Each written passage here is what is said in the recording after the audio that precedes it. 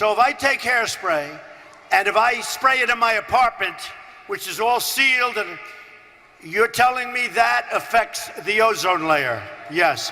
I say, no way, folks, no way. So I don't think science has anything to fear from Mr. Trump. President Trump's proposed budget plan could threaten America's ability to fight health threats. A beautiful child went to have the vaccine and came back, now is autistic. This is basically an attack on science, on climate. In many ways, we seem, back in pre-Enlightenment times. We can burn coal in a clean fashion. He conducted an intrusive review of the National Science Foundation's peer-reviewed grant process, effectively using the committee's subpoena power to harass scientists whose work he doesn't like. He's going to deny.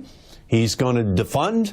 That means a disaster is now possible. When that storm comes. On a rainy Earth Day in Boston, people gathered across the river in a little spot called Harvard University, where some of our brightest minds were listening to speeches and getting ready to march. When that rain falls, let it wash away. When that rain falls. In today's world, which blurs truth and alternative fact, we cannot stand idly by. Because climate change is not a debate. Vaccines are not a debate. The benefits of healthcare are not a debate. And the importance of science to our society's well-being and growth is not a debate. This movement is about the quality of our democracy, and then the quality of the science in it is something that almost follows like a mathematical corollary. We march because our future depends upon the future of science. Once you've made up your mind that the institutions that produce that evidence are corrupt all the way through, you don't believe them. When we tell our fellow scientists about the work that we're doing, we don't expect them to just believe us. We are peer-reviewed. We're constantly interrogated. We're constantly evaluated.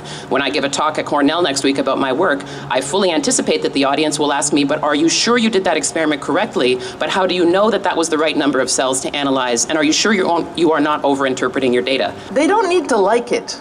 It's not about liking or not liking what we find. That's not science. Remember, Einstein didn't really like quantum mechanics. Too bad, Einstein. There should never be censorship of science itself. And if that's what's happening in this administration, I'm very sad. I'm not going to use any bad words. I thought about it. Our political scientists point to the deep impact of fossil fuel companies in delaying and blocking science-based climate policy. And yet we continue to legitimize these companies and profit off of these companies' reprehensible, science-denying, people-harming, planet-destroying activities. These last few years, I've learned that sometimes sitting on the sidelines just isn't good enough.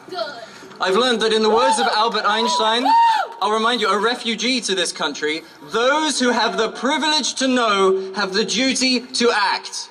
And we share in that duty because anti-science climate policy doesn't just contradict science. It threatens jobs, justice, and national security. And that's why today, science fights back. It's not just science that is threatened right now. It's knowledge, it's inquiry, data suppression, the elimination of data, the deletion of websites, the denial of language, that scientists in Florida or North Carolina can't even use the words climate change. We knew it was garbage, so we just thought it would go away. But you know what? Garbage doesn't go away. You know how to talk to people. You're smart, you're nice, and you're cute. Thank you so much for being here today. Thank you for walking, and see you at the Common. Hey! Ho, ho! Alternative facts have got to go! Hey, hey! They marched through the streets all the way to the very wet Boston Common, where scientists and non-scientists alike gathered in the thousands.